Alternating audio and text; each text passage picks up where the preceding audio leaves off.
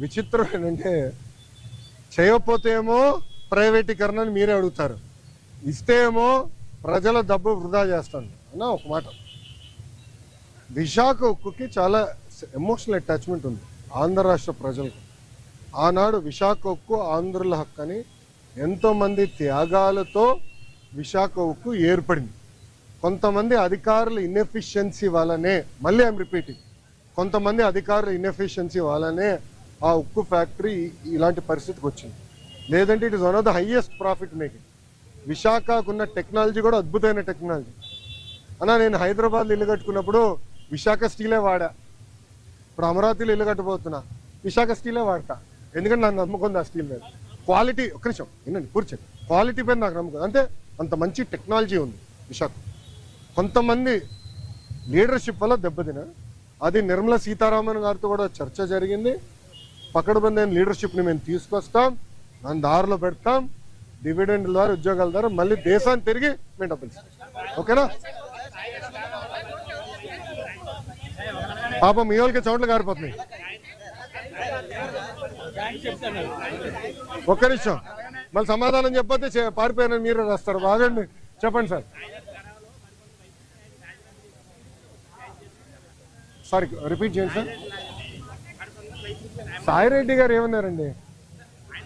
రాజకీయ సన్యాసం తీసుకుంటున్నా అని చెప్పారు. ఇంక మళ్ళీ దాని పార్టీలో చేరేది, టీడీపీలో చేరేది ఏమన్నా?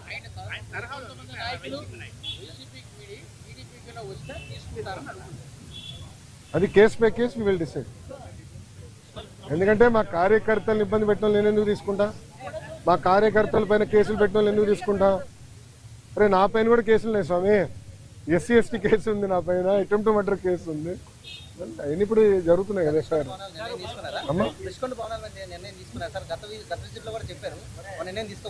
తీసుకోవాలమ్మా. ప్రజలకు ఓపెన్ చేయమంటారా? చూడాలేమో ప్రజలు కూడా. ఒక 3 నెలలు ఓపెన్ చేద్దాం.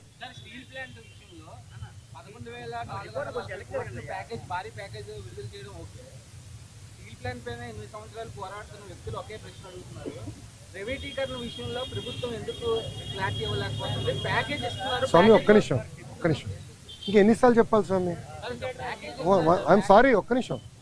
చంద్రబాబు నాయుడు గారు చెప్పారు, కుమారస్వామి గారు చెప్పారు, నేను చెప్పా, ఇంకెంతమంది చెప్పాలి స్వామి? ఇంకెంత హామీ ఇవ్వాలి? అరే ప్రైవేటీకరణ జరగదని చెప్తే మళ్ళీ ఇంకా డౌట్ ఏంటి స్వామి? ఒక్క నిమిషం, మీరు ఏ మీడియా స్వామి?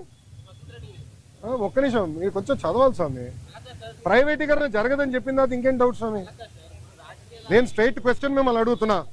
ప్రైవేటీకరణ జరగదని నేను హామీ ఇచ్చా, నిధులు తీసుకొచ్చాం, క్యాపిటేషన్ చేసా, ఇంకేం హామీ ఇవ్వాలి నీకు? బాండ్ పేపర్ రాసేవాళ్ళ? ఒక నిమిషం, బాండ్ పేపర్ రాసేవాళ్ళ నీకు? అరే అందరు జగన్ లాగా ఉండరు, గుర్తుపెట్టుకో. ఏం స్వామి మీరు కూడా అటు మాడితే? అది కాదు, అడిగేదాన్ని కూడా ఒక అర్థం ఉండాలి సార్. ఒక్క నిమిషం, మీడియా మిత్రులు కూడా మీరు ఆలోచించండి. ఈ ప్రశ్నకి ఏమైనా అర్థం ఉందా? ఇప్పుడు నేను ప్రైవేటీకరణ జరగనీయనని నేను హామీ ఇచ్చా. 7 నెలల్లో ఎంపీ గారు పోరాటం వల్ల, ఎమ్మెల్యేల పోరాటం వల్ల 1600 కోట్ల రూపాయలు తీసుకొచ్చాం. భారతదేశం వ్యాప్తంగా అన్ని ఉక్కు ఫ్యాక్టరీలు ప్రైవేటీకరణ జరిగే సమయంలో విశాఖ ఉక్కుకే, కేవలం విశాఖ ఉక్కుకే 11,000 కోట్ల రూపాయలు ఎక్విటీ రూపంలో, నాట్ డెట్, ఎక్విటీ రూపంలో కేంద్ర ప్రభుత్వం తీసుకొస్తుంది. రాష్ట్ర ప్రభుత్వం కూడా సుమారుగా 2,000 పైచిలుక కోట్ల రూపాయలు ఎక్విటీ రూపంలో తీసుకొస్తుంది. మళ్ళీ ప్రైవేటీకరణ అడుగుతాడు. ఈయన నాకే అర్థం అవుతుంది. నీకు ఎంత సమాధానం చెప్పాలి రప్ప? మీరే చెప్పండి, నాకు అర్థం. ఒక నిమిషం, నేను చాలా స్పష్టంగా దీని గురించి చెప్పదలుచుకున్నాను. పిల్లలకి ఎలాంటి ఇబ్బంది లేదు ఈరోజు.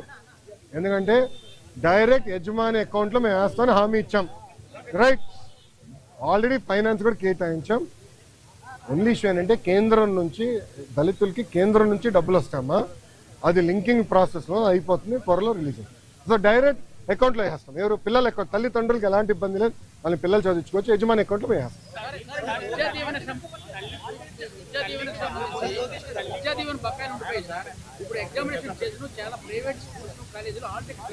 ఒక నిమిషం, ఎవరు ఇవ్వట్లేదు నాకు చెప్పండి, కఠినంగా యాక్షన్ తీసుకుంటా. ఒక నిమిషం, నేను యాక్షన్ తీసుకుంటా. ఒక నిమిషం, నేను యాక్షన్ తీసుకుంటా. ఒక్క నిమిషం అమ్మా, నేను పూర్తి చేయనండి సార్. ఆగండి సార్. సార్ మీరు